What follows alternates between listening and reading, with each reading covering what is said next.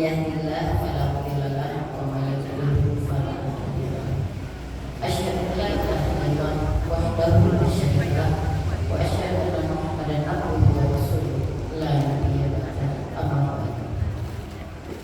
Puji dan syukur marilah sama-sama kita panjatkan kehadirat Allah Subhanahu wa taala yang telah memberikan kepada kita nikmat kekuatan iman dan nikmat kekuatan badan sehingga kita bisa hadir di rumah ibadah yang mulia ini. Selanjutnya salawat beserta salam kita kirimkan pada arwah junjungan kita yakni baginda Rasulullah Muhammad sallallahu alaihi wasallam.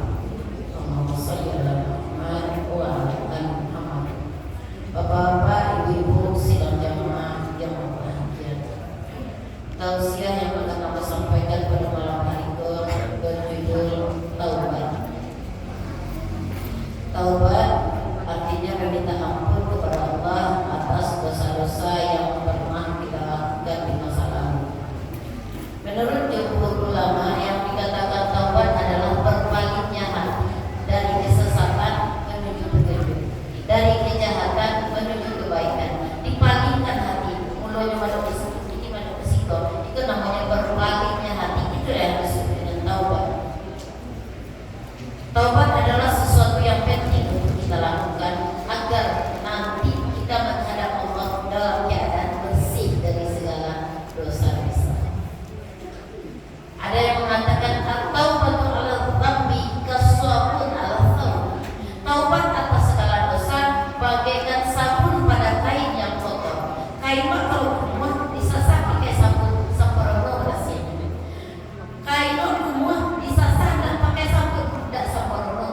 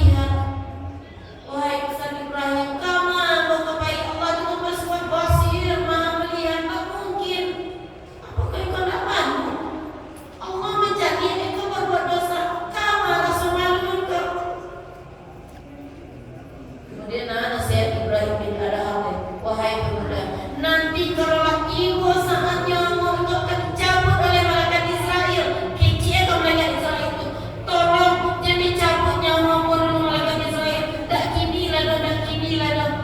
Ada pemuda tadi, tak mungkin wahai Ustaz Ibrahim, tak mungkin. Sebab apabila datang ajal seseorang, dia tak bisa diakhirkan, tak bisa pula minta dimajukan. Tak mungkin. Wahai pemuda, nanti kalau datang hari kiamat, nanti engkau akan diseret oleh malaikat menuju neraka jahanam. Engkau akan dicampakkan di dalam neraka jahanam. Lain kau kalau engkau melawan kekuatan malaikat malik. Indah Ustaz Ibrahim, maka kalau engkau takut kekuatan malaikat malik, jauh lebih dahsyat, tak sanggup Allah. Kalau itu berarti engkau siap untuk masuk ke dalam neraka jahanam. Tahu engkau seperti apa keadaan di dalam neraka jahanam? Salah satunya Allah gambarkan dalam surat Al-Haqqah ayat 36 dan 37. Bismillahirrahmanirrahim. Wala ta'am illa min ghislin. Tidak ada makanan di dalam neraka itu kecuali darah bercampur nanah. La ya'kuluhu illa al-khati'un. Tidak ada yang memakannya kecuali orang-orang yang berdosa. Itu cuma santapan di dalam neraka jahanam. Itu taruh di bawah, wahai pemuda. Kecil pemuda tadi. Terima kasih nasihat wahai Ustaz Ibrahim. Mulai hari itu kamu bertekad, kamu berniat untuk bertaubat dengan taubat nasuha. Bapak Ibu sidang jamaah yang berbahagia, suatu ketika pernah malaikat Jibril mendatangi Nabi Muhammad. Setelah mendekat, ditanyalah oleh Nabi Muhammad, wahai Jibril, apakah engkau datang kali nanti? Engkau akan menyampaikan sesuatu pesan dari Allah. Jawab Jibril, betul Muhammad. Apa pesan yang akan engkau sampaikan Muhammad? Itu pesan dari Allah. Tolong sampaikan kepada umat engkau, masuk akan diterima taubat seorang hamba 1 tahun sebelum dia meninggal.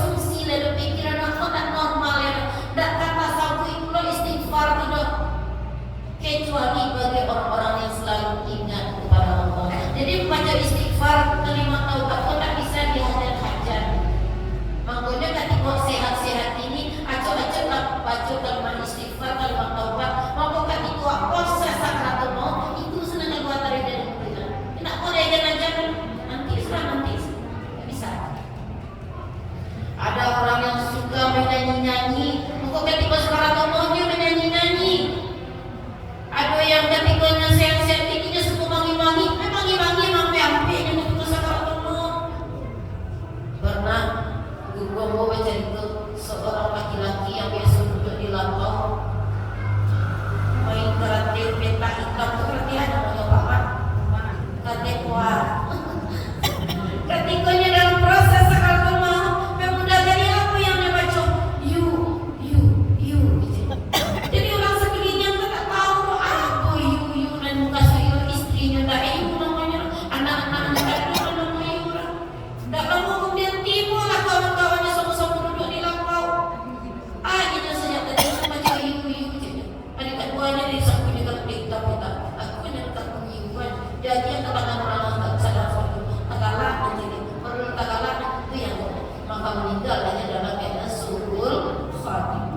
Apa yang paling banyak dalam pikiran kita sehat-sehat itulah nanti mau ketika sekarang mau. Jadi hati-hati dalam mengendalikan pikiran, hati-hati dalam mengendalikan perasaan hati orang.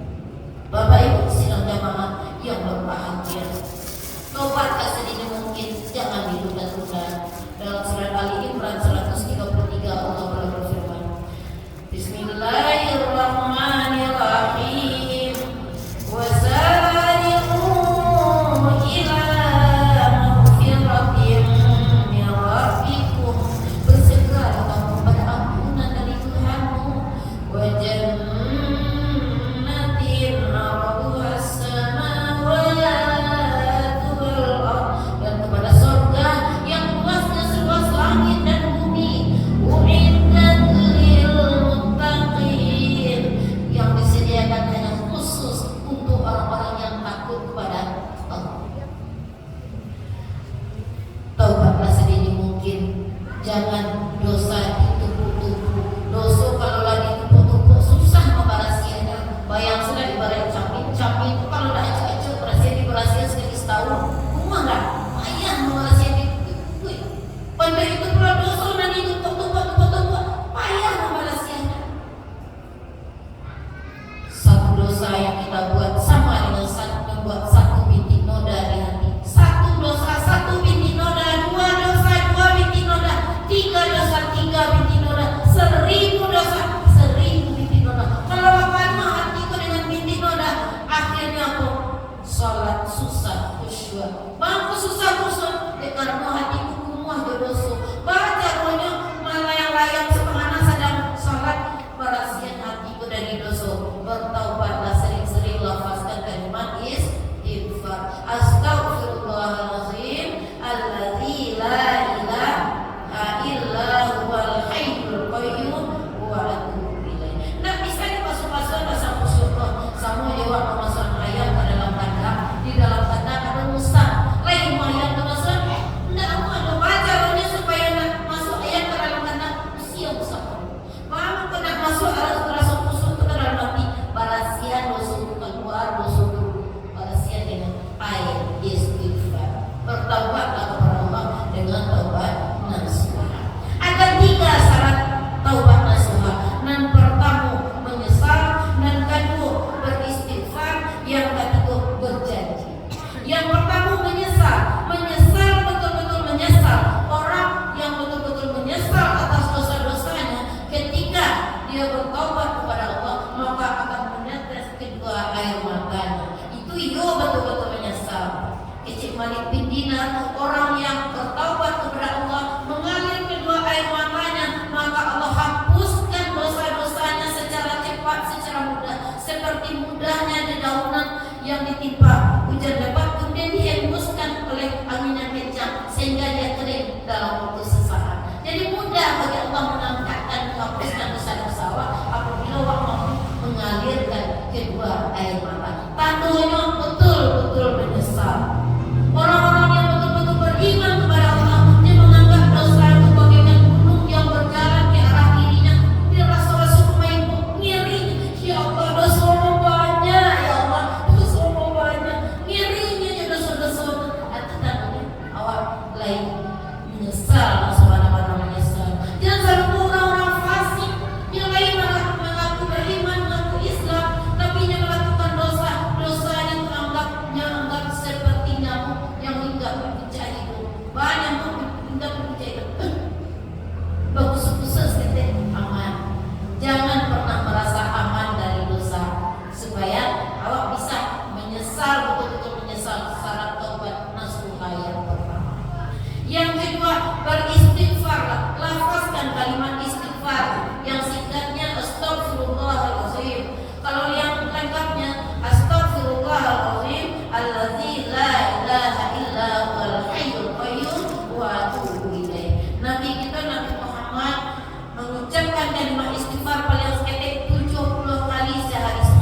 beliau lah dapat kerinci masuk surga. Bapak-bapak yang ibu-ibu yang hadir di sini lah ada yang dapat kerinci masuk surga. Harusnya awak kurang pada Nabi atau lagi? Harusnya lagi yang bilang minimal sama. Ucapkanlah istighfar astagfirullahaladzim sebanyak-banyak.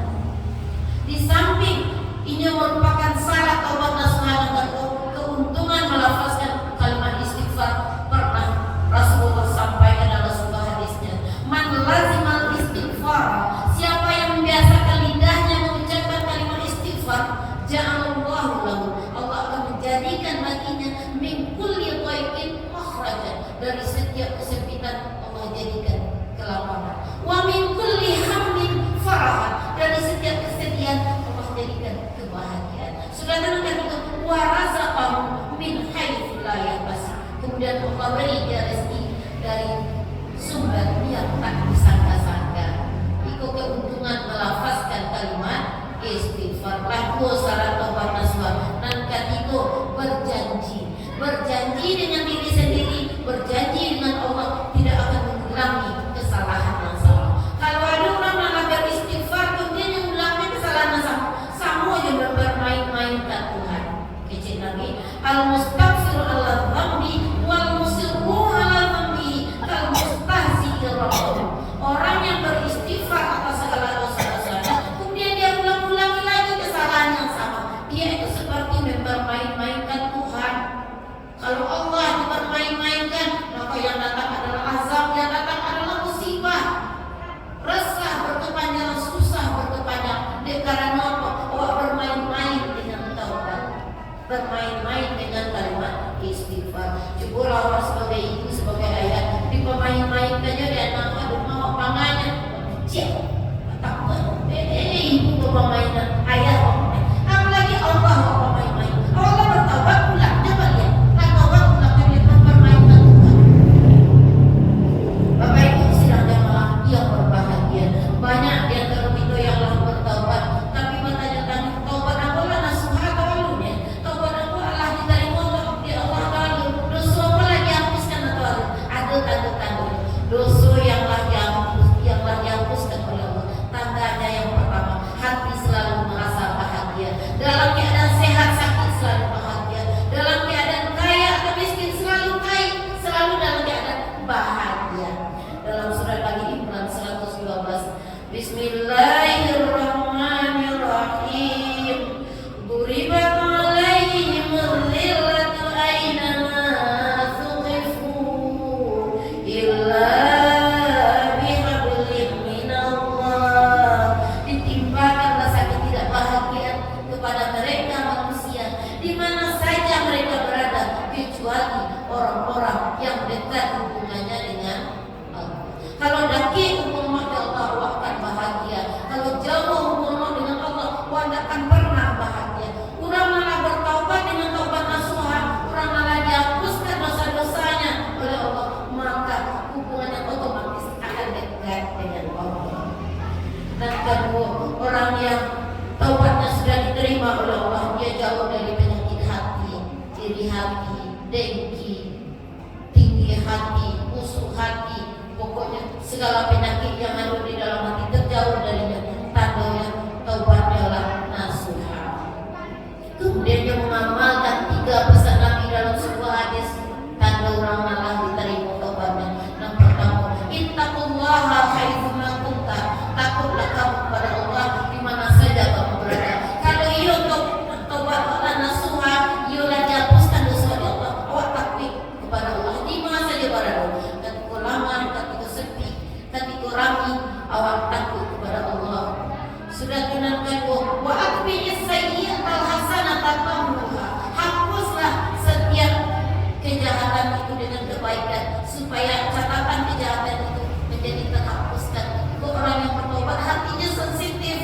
Kalau dia terlanjur berbuat dosa, dia langsung limbah sekali dengan perbuatan yang baik. Buya Hamka pernah suatu ketika beliau terminum di ruang tamu, ditanya oleh anaknya, wahai Buya, apa anggota manung Buya? Kece anaknya Buya kata Umi yang lama meninggal. Oh Buya kata Umi. Dan lama kemudian Buya Hamka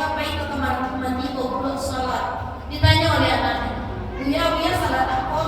Buya salah taubat. Memangnya Buya sudah melakukan apa? Buya baru saja letakkan Umi, artinya Buya melakukan dosa kepada Allah. Buya tak ikhlas dengan dipanggilnya Umi ke hadirat Allah, jadi Buya merasa berdosa. Segitu sensitifnya hati orang-orang yang sudah diterima taubatnya oleh Allah. Sudah dengan kategori wa khaliqin nasa bi khuluqin hasan. Orang yang sudah diterima taubatnya oleh Allah, dia bergaul dengan manusia dengan pergaulan yang baik. Dia menjadi rahmatan lil alamin. Inyo ada orang sana, inyo tak ada orang bertanya-tanya. Seperti itulah orang yang sudah diterima taubatnya oleh Allah. Bapak Ibu sidang jemaah yang berbahagia, mudah-mudahan itu kesadaran sempat bertaubat sebelum ajal menjemput kita, sehingga kita menghadap Allah dalam keadaan bersih dan suci dari segala noda dan dosa. Allahumma ja'alna minat tawwabina wa ja'alna minal mutatahhirin. Ya Allah ya Tuhan, jadikanlah kami orang-orang yang taubat dan jadikanlah kami orang-orang yang bersih dari segala noda dan dosa. Amin ya Allah, amin ya rabbal alamin. Salah dan gagal dalam penyampaian, amin ya Allah, sebanyak-banyaknya. Wabillahi taufiq.